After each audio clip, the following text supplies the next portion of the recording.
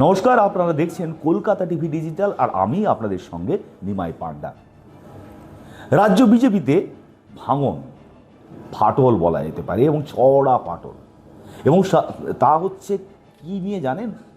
পানিহাটির প্রার্থী নিয়ে। অর্থাৎ পানিহাটিতে বিজেপির প্রার্থী নিয়ে রাজ্য বিজেপিতে দুভাগ হয়ে গিয়েছে। এবং যা সূত্র মারফত জানা যাচ্ছে যে শ্রমিক ভট্টাচার্য অর্থাৎ রাজ্য বিজেপির সভাপতি এবং সুকান্ত মজুমদার কেন্দ্রীয় প্রতিমন্ত্রী দুজনে একদিকে, আর একদিকে শুভেন্দু অধিকারী, দিলীপ ঘোষ। কেন? আপনাদের হয়তো মনে করানোর দরকার নেই যে অভয়া কাণ্ডের কথা।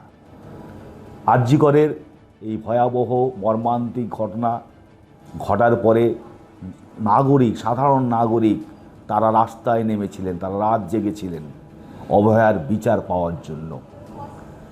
পানিহাটিতে অভয়ার বাবা মা তারা থাকেন এবং তারা প্রথমে, যেহেতু এই ঘটনায় সবাই জানেন যে কলতান দাশগুপ্ত এবং মীনাক্ষী মুখোপাধ্যায় তারা কিন্তু সেই অডিও ক্লিপ ফাঁস করেছিলেন এবং এই অভয়ার দেহ আটকে দিয়েছিলেন।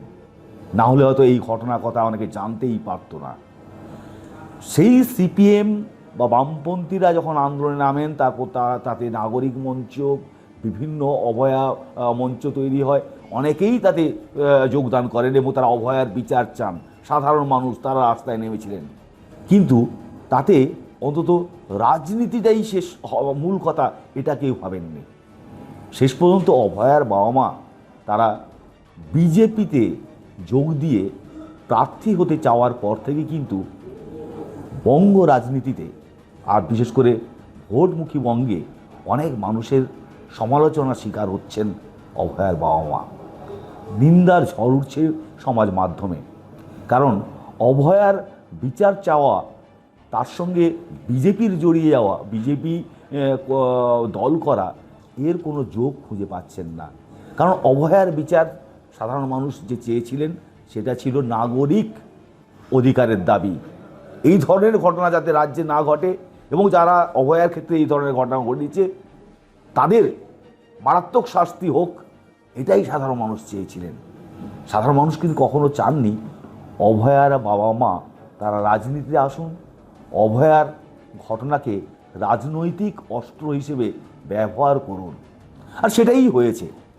অভয়ার মা পানিহাটি থেকে প্রার্থী হয়েছেন। এই প্রার্থী হওয়া নিয়েও প্রথমে টানাপোড়েন শুরু হয়, প্রার্থী করা উচিত কি উচিত না। বঙ্গ বিজেপিতে তখনই দুভাগ হয়। শ্রমিক ভট্টাচার্য, সুকান্ত মজুমদার দিল্লিকে বোঝাতে শুরু করেন যে অভয়ার ঘটনা অতীত, অভয়ার বিচার হয়ে গিয়েছে।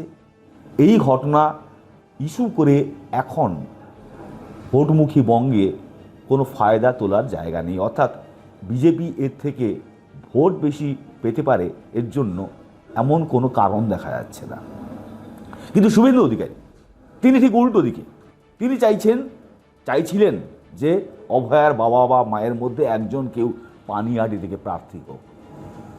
শেষ পর্যন্ত অভয়ার মা প্রার্থী হয়েছেন। কিন্তু অভয়ার মা তার মেয়ের মর্মান্তিক হারানোর ঘটনা তাকে রাজনীতি ইস্যু হিসেবে ব্যবহার করে আদৌ কি ভোট পাবেন? ভোটে জিততে পারবেন? আর ভোটে যদি না যেতেন, আর এ রাজ্যে যদি বিজেপি সরকারে না আসে, অভয়ার যে কথা দাবি করছে অভয়ার মা যে তিনি অভয়ার বিচারের জন্য আবার রাজনীতিতে নেমেছেন, প্রার্থী হচ্ছেন, সেই বিচার কি হবে? বিচার তো হয়েছে, তাতে একজন সাজাও তো পেয়েছে, কঠিন সাজা পেয়েছে। তো সেই জায়গায় দাঁড়িয়ে এই যে বঙ্গ বিজেপিতে, কারণ বঙ্গ বিজেপিতে যে গোষ্ঠী কন্দল লবি সেটা দীর্ঘদিন। যখন দিল্লি থেকে এসে এই ভোটের আগে বিজেপি নেতারা বলছেন যে কাঁধে কাঁধ নিয়ে রেখে সবাইকে লড়াই করতে হবে, তখন শুভেন্দু যে কথা বলেন শ্রমিক ভট্টাচার্য শোনেন না, শ্রমিক ভট্টাচার্য যা বলেন শুভেন্দু শোনেন না। ফলে বিরোধী দলনেতা রাজ্য সভাপতি দুই মেরুতে, সুকান্ত মজুমদার এক মেরুতে, দিলীপ ঘোষ আবার অন্য মেরুতে। আর তার মাঝখানে পানিহাটির প্রার্থী নিয়ে এই কোন্দল আর এই ফাটল। আর পানিহাটিতে কিন্তু সেই কলতান দাশগুপ্ত যিনি অভয়া কাণ্ডে প্রথম আন্দোলন শুরু করেছিলেন, সেই তরুণ নেতা, বামপন্থী নেতা, তিনি প্রার্থী হয়েছেন। পানিহাটির মানুষ এখন কাকে পছন্দ করবে? পানিহাটির মানুষ কি অভয়ার বাবা মাকে বা অভয়ার মাকে ভোট দেবে? অভয়ার মাকে প্রার্থী করে বিজেপি রাজ্যে ভোট ব্যাংকে তার যে নাম্বার সেটাকে বাড়াতে পারবে? আর যদি না পারে তাহলে অভয়ার মায়ের কথাগুলো কি কোনো কাজে আসবে? প্রশ্নগুলো অনেকেই, আপনাদেরও মতামত আমরা জানতে চাই। আপনারা জানান যে কী মনে হয় আপনাদের, অভয়ার মাকে প্রার্থী করে বিজেপি কোনো সুবিধে করবে? বঙ্গ বিজেপিতে যে অভয়ার মাকে প্রার্থী করা নিয়ে যে দ্বিধাবিভক্ত হয়ে গিয়েছিল এবং এখন তা দু দলে দুই গোষ্ঠী আলাদা মেরুতে অবস্থান করছে, ফাটল দেখা দিয়েছে প্রার্থী হওয়ার পর। তাতে পানিহাটির বিজেপির যারা কর্মী রয়েছেন তারা কি দুদলে ভাগ হয়ে গিয়ে আবার বুমেরাং ঘটাবেন না তো? এই সমস্ত প্রশ্নের অবশ্যই উত্তর আপনারাও জানান, আপনাদের মতামত জানান। আর আরও খবর জানতে অবশ্যই দেখুন কলকাতা টিভি, রাত দিন 7 দিন।